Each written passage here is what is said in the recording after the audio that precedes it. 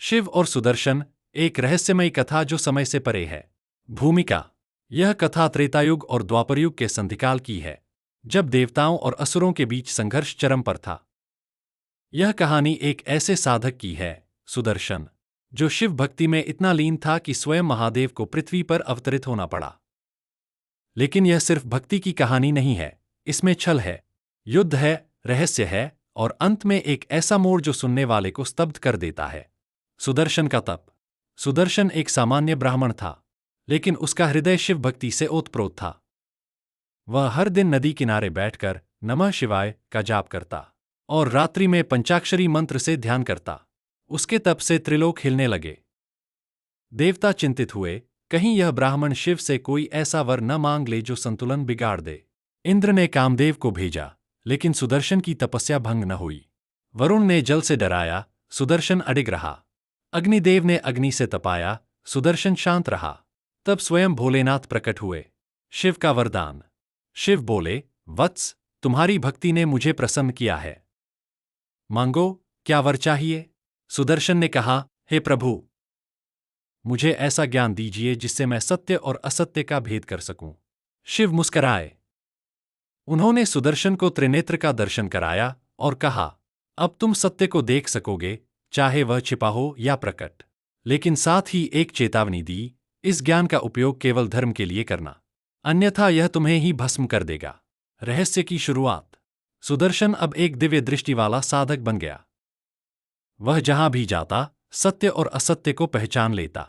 राजा, मंत्री, व्यापारी सभी उससे सलाह लेने लगे।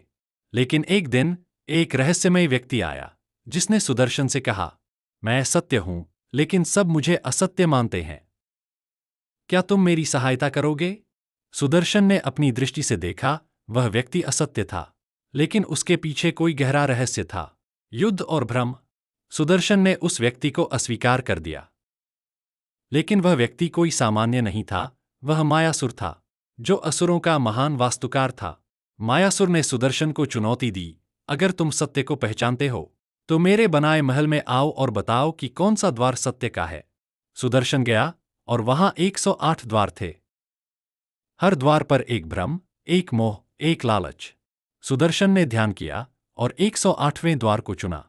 जैसे ही वह द्वार पार किया, वह एक ऐसे लोक में पहुंच गया जहां समय नहीं था, कालातीत लोक और शिव का तांडव।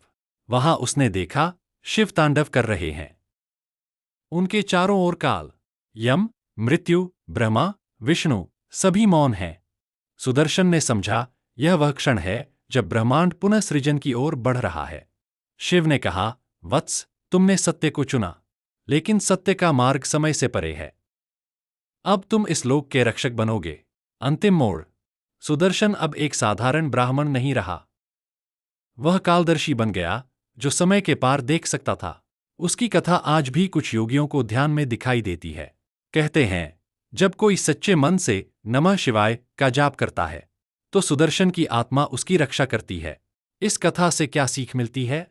सत्य का मार्ग कठिन है, लेकिन शिव की कृपा से संभव है। ज्ञान का उपयोग धर्म के लिए होना चाहिए, नहीं तो वह विनाशकारी बन सकता है। शिव कभी भी अपने भक्त को अकेला नहीं छोड़ते, चाहे वह काल के पार क्यों न चला जाए। ऐसे ही वीडियो के लिए लाइक करें, शेयर करें, सब्सक्राइब करना न भूलें।